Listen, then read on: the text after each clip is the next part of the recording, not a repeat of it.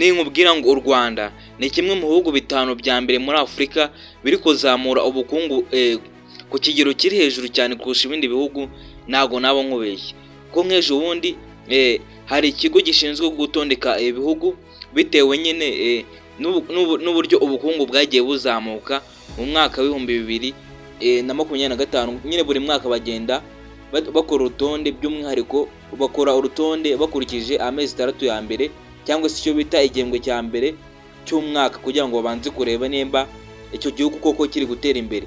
Icyo kigo rero cyarebye muri icyo gihembwe cya mbere nyine cy'umwaka wa 2025, maze gifata u Rwanda kishyira ku mwanya wa 3 mu bihugu bya mbere nyine biri kuzamura ubukungu cyane muri Afurika. Ariko si muri Afurika gusa, ubundi icyo kigo nyine cyo gifata ibihugu biri kuzamura ubukungu hose ku isi hose, ariko noneho ubwo aho ngaho kiba cyakoze by'umwihariko kuri Afurika. Cyafashe u Rwanda rero kirushyira umwanya wa 3 mu bihugu biri kuzamura ubukungu bukomeye cyane muri Afurika. Ku mwanya wa mbere cyashyize igihugu cya Ghana. Impamvu no kubera ko Ghana nyine ngo ikunda kubamo amazahabu menshi, niyo mpamvu nyine yaje ku mwanya wa mbere nyine w'igihugu cya mbere kiri kuzamura ubukungu cyane kurusha ibindi muri Afurika. Ku mwanya wa kabiri hajya igihugu cya Ethiopia, kubera nyine ibintu byinshi cyane. Umuyobozi wiho nawe aba afite uburyo ayoboye kiriya gihugu neza cyane. Ku mwanya wa 3 rero nibwo hataga hazaho igihugu cy'u Rwanda.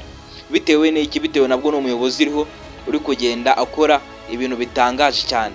Nk'ubu ngubu rero ibyo tubaye tubiretse, i Kigali hari kubakwa inzu iteye ubwoba cyangwa se inzu itangaje.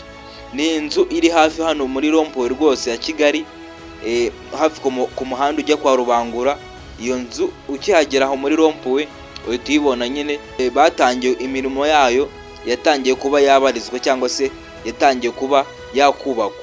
Ni etaje rero iteye ityo muri ubu buryo uri kuyibona ku mashusho. Ni etaje, ntago wavuga ko ari etaje ndende cyane kurusha wenda zazi neza twagiye tubona za Kigali Green Complex, za City Tower. Ushobora gusanga atari ndende cyane nyine bitewe n'uburyo imeze ubwayo, gusa nabwo iyo ureba urya uba ubona ari etaje itangaje kandi nziza cyane. Gusa nanone nkomeza kukubwira ko imirimo yo kubaka iyi etaje ntago irarangira ngo itangire gukorerwamo icyayigenewe cyangwa se icyatumye yubakwa hano muri iyi Rompo ya Kigali. Ntago imirimo yo kubaka etaje irarangira maze ngo iyi etaje ibe yafungura amarembo. Gusa hari nk'abantu busanga nyine bakunda gutembera cyane, muzagende muhagere murebe uburyo nyine iyo mirimo yaho aho imaze kugera, maze mujye munafata amavideo yabyo nyine mujye munatwohereza.